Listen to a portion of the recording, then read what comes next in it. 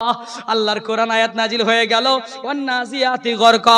নবী গো, যারা আপনার সঙ্গে বেঈমানি করবে, যারা আপনার সঙ্গে নাফরমানি করবে, যারা বলে আমরা নবীর দিওয়ানা, মাথায় টুপি দিচ্ছি না আর দিব না, যারা বলে আমরা নবীর দিওয়ানা, নামাজ জীবনে পড়িনি আর পড়ব না, যারা বলছে আমরা নবীর দিওয়ানা, দাড়ি রাখি আর রাখবো না, যারা বলছে আমরা নবীর দিওয়ানা, যারা বলছে আমরা নবীর দিওয়ানা, পর্দায় আর করিনি করব না, আল্লাহর নবীকে তখন কোরআন জানিয়ে দিচ্ছে ওদের জন্য মৃত্যু সহজ হবে না। বুঝতে পারলেন না? ওদের জন্য মৃত্যু সহজ হবে না। যারা বলে আমরা জুমার মুসল্লি, রমজানের মেহমান, ঈদের পর দিনে আসবো জোহর থেকে আর নামাজ পড়বো না, ঈদের নামাজে কুলাকুলি, ঈদের নামাজে ছড়াছড়ি, আমরা নবীর দিওয়ানা, জুমাতে যাব, ঈদে যাব, জোহর থেকে আর আসবো না। বলেন তো দেখি, ঈদের দিনে যত লোক হয়, ওই ঈদের দিনের জোহরের লোক মোটামুটি তার 3 ডবল হয় না গো। মানে ওই কি করেছে, দুলা ভাই তার শালিকে বলেছে মতিঝিল পার্কে যেতে হবে, কোনো কায়দা চলবে না, বুঝতে পারলেন না? মতিঝিল পার্কে যেতে হবে। কবে কেটেছে? 27-এর রাতে ওই তোবা টোবা করে কেঁদে কেটে একাকার করে এবার শ্বশুরকে বলছে, শ্বশুর মশাই আপনার মেয়েকে নিয়ে, ছোট মেয়েকে, আপনার মেয়েকে নিয়ে, সবাইকে নিয়ে মতিঝিল পার্কে ঘুরতে যাব, তো কি করব? তো তাহলে একটা গাড়ি তো ফিট করতে হবে। তো গাড়ি ফিট করেছে সুন্দর করে, ওই ঈদের দিনের পর্যন্ত বসে আছে যে কবে আল্লাহ ঈদটা করবে আর কবে আমি নামাজটা ছাড়বো। একসাথে যারা ঈদের এই রমজান মাসে 5 ওয়াক্ত নামাজ ধরে, তারা একসাথে 5 ওয়াক্ত নামাজ ছেড়ে দেয়। কি মাপের মুসল্লি, বুঝতে পারছেন না? একসাথে 5 ওয়াক্ত নামাজ ধরে আবার একসাথে ছেড়ে দেয়। তো আমরা নবীর দিওয়ানা হয়েছি, কিন্তু আমরা সেই নবীকে চিনতে পারলাম না, যেই নবী আমাদের জন্য 1500 বছর আগে তো কেঁদেছেন, মৃত্যুর সময় কেঁদেছেন, এবং আমাদের মৃত্যুকে সহজ করার জন্য কেঁদেছেন। আর সেই নবীর কথা অনুযায়ী আল্লাহ কোরআনে কারিমের মধ্যে জানিয়ে দিলেন, ওয়ান্নাশিতাতি নাশতা, যারা প্রকৃত ইমানদার হবে, যারা নবী মাননেওয়ালা হবে, যারা মসজিদে জানেওয়ালা হবে, যারা আল্লাহওয়ালা হবে, যাদের টাকার মায়া নাই, যাদের কবরের চিন্তা, যাদের আখিরাতের চিন্তা, যাদের দুনিয়ার চিন্তা নাই, আল্লাহ রাব্বুল আলামিনের নবী, তিনার জন্য এই কোরআন এসেছে। তিনি শুধু না, সারা পৃথিবীর মানুষ, হুদাল্লিন নাস, সারা পৃথিবীর মানুষের জন্য এই কোরআন এসে জানিয়ে দিল, যারা আল্লাহর নবীকে ভালোবাসবে আল্লাহ তাআলা তাদের এই মৃত্যুটাকে সহজ করে দেবে। কতটা সহজ জানেন? আল্লাহ রাব্বুল আলামিন কতটা সহজ করবে? একটা পিঁপড়াতে কামড় দিলে যেমন কষ্ট হয়, একটা ইমানদারের মৃত্যুতে এমনই কষ্ট হয়। বলেন সুবহানাল্লাহ। এর থেকে বেশি কিছু হয় না। অথচ আপনার নবীর বুকের উপরে উহুদ পাহাড়ের মতো এইটা দিয়ে আল্লাহর নবী আপনার জন্য দোয়া করে গেছেন।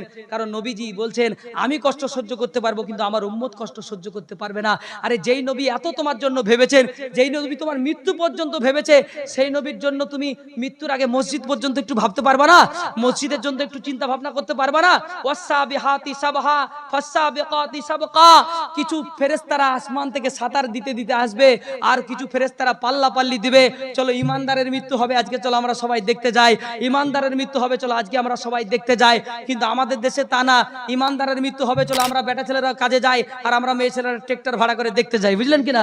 আমাদের দেশে তো তাই। এখন তো ট্রাক্টর নাই, এখন আবার টাটা সুমো, এখন হয়েছে আপনার স্করপিও, দামি দামি গাড়ির মানুষ হয়েছে। কিন্তু মেয়েদের মরা দেখতে গিয়ে কোনো লাভ নাই, কিচ্ছু লাভ নাই। পুরুষ যদি যায় লাভ আছে, মেয়েদের কোনো লাভ নাই। অতএব মহিলারা যাবে, তাদের নিজের আত্মীয় স্বজন যদি হয় খুব জরুরি, তাহলে যাবে। কার কার কার কুটুমের কে কি কি কি কুটুম আছে, ওখানে চলে গেল, দেশ দেখতে যাব, গ্রাম দেখতে যাব। ওর ব্যাপারটা আসলে ওটা না যে ওকে মৃত্যু দেখতে যাবে, বরং ও কি দেখতে যাবে? গ্রাম দেখতে যাবে। এটা কোনো প্রয়োজন নাই। বরং আমাদের খুবই আত্মীয় স্বজন হলে সেখানে মা বোনেরা যাবে, বাকি জায়গায় কোনো প্রয়োজন আমরা নাই। আমরা পারলে পুরুষেরা গিয়ে যাব। একটা জানাজায় আমরা সামিল হতে পারলে, একটা মৃত্যু বাড়িতে আমরা জানাজা এবং তার মাটি দেওয়াতে সামিল হতে পারলে, 2টা উহুদ পাহাড়ের নেকি আল্লাহ রাব্বুল আলামিন আমাদের আমল নামায় দেবেন। তো ফাল মুদাব্বিরাতি আমরা আল্লাহ তাআলার হুকুম ফেরেশতারা পালন করেন। ইয়াউমা তারজুফুর রাজিফা, আল্লাহ রাব্বুল আলামিন বলছে একটা দিন আসবে যেদিন থরথর থরথর করে কাঁপবে। সেই দিন কি ঘটনা ঘটবে? তাতবাউহার রাদিফা, একটার পর একটা আর একটা পিছনে থাকতে, মানে পিছন ধরতেই থাকবে। মানে কিয়ামত যখন শুরু হবে কি হবে জানেন? একটার পর একটা, ওই যে কিয়ামতের ঘটনাগুলো আমরা শুনেছি বড় বড় ওলামাদের মুখে, এইটা হবে এইটা হবে। গর্ভবতী মেয়েরা তাদের 1 মাস 2 মাসের 6 মাসের গর্ভ ধারণ করে ফেলবে, উট তার গর্ভ ধারণ করে ফেলবে, বিভিন্ন রকম কথা আমরা যেগুলো কিয়ামতের আলামত শুনেছি, সব একটা একটা করে জারি হয়ে যাবে, চালু হয়ে যাবে। কুলুবু ইয়াউমাইজি ওয়াজিফা, আর মুমিনের দিলটা সেদিন থরথর থরথর করে কাঁপতে থাকবে। আবসারুহা খাশিয়া, আর মানুষ সেদিন মাথা তুলতে পারবে না, চোখ তুলতে পারবে না। এমন একটা দিবস আসবে যেই দিবসের নাম হচ্ছে কিয়ামতের দিবস। সেই দিনের একটা আলোচনায় আমি এই আদায়ের একটু আলোচনার মধ্যে, এই আলোচনার মধ্যে কিছু চাওয়া পাওয়া থাকবে। তার মাঝে মাঝে আমি এই কিয়ামতের দিবসে আল্লাহর নবীকে 3টে জায়গায় পাওয়া যাবে। কয় জায়গায় বললাম বলেন? 3 জায়গায়, 3টে জায়গায় আমার নবীকে পাওয়া যাবে। আচ্ছা বলেন তো দেখি, দুনিয়াতে না হয় আমাদের মমতাজ আছে, আমাদের বড় বড় নেতা আছে, এমপি আছে, এমএলএ আছে, মোটামুটি আখেরাতে পাওয়া যাবে তো? কিয়ামতের দিন খবর পাওয়া যাবে তো? জি জি বুঝতে পেরেছেন, হ্যাঁ হ্যাঁ বুঝে গেছি। তো আমাদের নেতারা তো কিয়ামতের দিন পাওয়া যাবে না? পাওয়া যাবে? কাউকে পাবো না। এটা দুনিয়ার নেতা গো। দুনিয়ায় তোমার ঘর দেবে, দুনিয়ায় তোমার বাড়ি করে দিতে পারে, দুনিয়ায় তোমার সাথে নিতে পারে। সেই নেতার জন্য কি বলে জানেন? এই ভোটের 10 দিন আগে কি বলে জানেন? বলে আপনি আমাকে সাথে করে নিয়ে বেড়ান, মাত্র রাতে রাতে 2টা করে বোতল মারতে দিবেন, আমাকে কিচ্ছু লাগবে না, 2টা করে বোতল দেবেন, আমি আপনার হয়ে যাবো। কার হয়ে যাবো? আমি একবার আপনার। আল্লাহু আকবার। ও কার হয়ে গেছে তাই দেখেন, আমি আপনার হয়ে যাব। তো কি পরিমাণে মাত্র 2টা করে বোতল দিয়েছে, 10 দিন দিয়েছে। এই জন্য বলছে নেতাকে বলছে আমি আপনার, আপনি যা বলবেন আপনার পক্ষে, আপনার পক্ষে বলবো। ভোট দিবেন কোনখানে? তৃণমূলের মাঝখানে। ভোট দিবেন কোনখানে? কংগ্রেসের মাঝখানে। একবারে বলতে বলতে আমার মুখের রক্ত বের করে দাও, তা ভালো। মাত্র 2টা করে বোতল দেন তাহলে হবে। তো 2টে বোতলের বিনিময়ে যদি মুখ দিয়ে রক্ত বের করে দাও, তোমার মায়ের পেটে থাকার পরে, জন্ম নেওয়ার পরে 2.5 বছর 2 বছর ধরে তুমি দুধ পান করেছো, মায়ের পেটে ওই যে কুইন্টাল কুইন্টাল দুধ পান করেছো। একদিন বলেছো যে আল্লাহ তোমাকে মায়ের পেট থেকে, মায়ের বুকের স্তন থেকে তুমি দুধ পান করেছো, আল্লাহকে একদিন বলেছো আল্লাহ তুমি আমাকে কুইন্টাল কুইন্টাল দুধ খাইয়েছো, আল্লাহ আজ থেকে আমি তোমার হয়ে গেলাম? কোনোদিন বলেছো?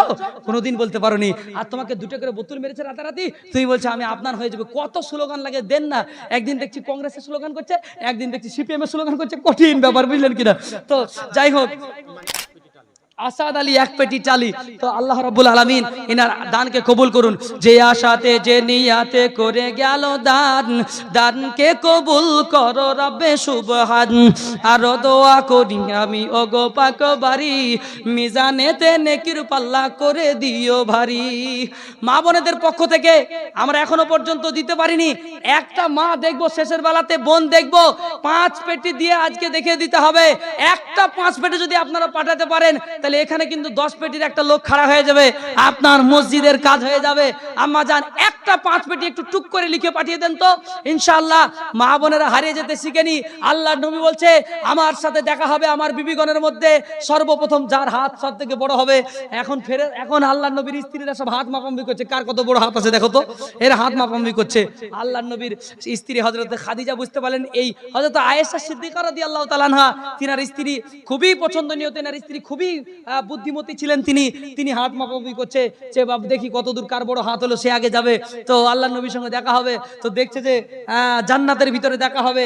তো আল্লাহর নবী সবার হাত, আয়েশার হাত তো খুবই ছোট, সে ছোট বয়সে বিবাহ হয়েছে, হাত আর মিলে না। এখন আল্লাহর নবী বলেছেন আসলে হাত বড় বলতে ওখানে দানের হাতকে বোঝানো হয়েছে, কার কত দানের হাত বড়। আল্লাহর নবীর স্ত্রী হযরতে খাদিজার কথা ভুলে যাওয়া যাবে না। একদিন কি ঘটনা ঘটেছে জানেন? গোটা আরবের মানুষ বলছে, ও খাদিজা তুমি এত বড় সম্ভ্রান্ত পরিবারের মহিলা, তুমি এত বড় একটা ঘরের মেয়ে, এত ধনী মেয়ে, তুমি একটা এতিম মিসকিন যার বাপ নাই মা নাই, এরকম ধরনের একটা এতিম মিসকিনকে কিভাবে বিয়ে করতে পারো? তোমার এটা ঠিক হয়নি। হযরতে খাদিজা বলছে গোটা মক্কার মানুষের, গোটা মদিনার মানুষের আমার দাওয়াত থাকলো, তোমরা আমার বাড়িতে আসবা। আমার বাড়িতে আসার পরে তোমাদেরকে আমি সামনে বুঝিয়ে দেব আমি মুহাম্মদকে কেন বিয়ে করেছি। হযরতে খাদিজা রাদিয়াল্লাহু তাআলা আনহা সবাইকে দাওয়াত দেওয়ার পরে, ডাক দেওয়ার পরে যখন বাড়িতে নিয়ে আসলো, এই গল্পটা একমাত্র মা বোনেদের জন্য বলছি, 5 প্যাকেটের জন্য, 5টা টালির জন্য তাড়াতাড়ি আসবেন। এই গল্পটা শুনিয়ে আপনাকে বুঝতে হবে আপনি কোথায় আছেন, খাদিজার জাত কিনা, খাদিজার জাত কিনা আপনি, আয়েশার জাত কিনা আমি দেখবো। আম্মা জান হযরতে খাদিজা বলল আসেন আমার বাড়িতে। দাওয়াত করে ডাকা হলো। ডাকার পরে হযরতে খাদিজা বলছে, ও আপনার আরবের মানুষ, শাম সিরিয়ার মানুষ, সেখানে শাম সিরিয়ার মানুষ তারা ছিল। তারা আসার পরে খাদিজা বলছেন আপনাদের খাওয়া দাওয়ার ব্যবস্থা হয়েছে, খেয়ে নেবেন। নেওয়ার পরে এক জায়গায় জমা করার পরে সবার সামনে একটা ঘোষণা দিয়েছিলেন। সেদিন কত বড় ঘোষণা জানেন?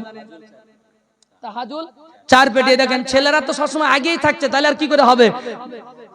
যাই হোক, আমরা এই মাহফিলের মধ্যে যারা আছি অনেকেই হয়তো দিয়ে দিয়েছেন, এক বস্তা দিয়েছেন সিমেন্ট, এক বস্তা সিমেন্ট দিয়েছেন, 500 টাকা দিয়ে ফাঁকি দিয়েছেন। তাই বলবো আজকে আর ফাঁকি দিবেন না। হযরতে খাদিজা রাদিয়াল্লাহু তাআলা আনহার দানটা কেমন ছিল দেখেন। খাদিজা সেদিন বুকের পাটা নিয়ে বলেছিলেন, ও আরবের মানুষ, ও শামসুরিয়ার মানুষ, শুনে রেখে দাও, আমি যাকে বিয়ে করেছি তার আমি সম্পদ দেখি নাই, তার বাপ দেখি নাই, তার মা দেখি নাই, আমি দেখেছি এই আরবের মধ্যে সব থেকে শ্রেষ্ঠ বংশের মানুষ, আমি দেখেছি সব থেকে শ্রেষ্ঠ চরিত্রের মানুষ, পৃথিবীতে এমন চরিত্রের মানুষ আর কেউ হতে পারে না, তাই আমি মোহাম্মদকে বিয়ে করেছি। আর আরেকটা কথাও শুনে রেখে দাও, আমি বড় লোক, তাই তোমাদের গলা কষ্ট হচ্ছে না। দেখবেন বড় লোকের মেয়ে যদি গরিবের ঘরের ছেলেকে বিয়ে করে তো পাড়া লোক বলবে কাজ পেয়েছে, বলবে না?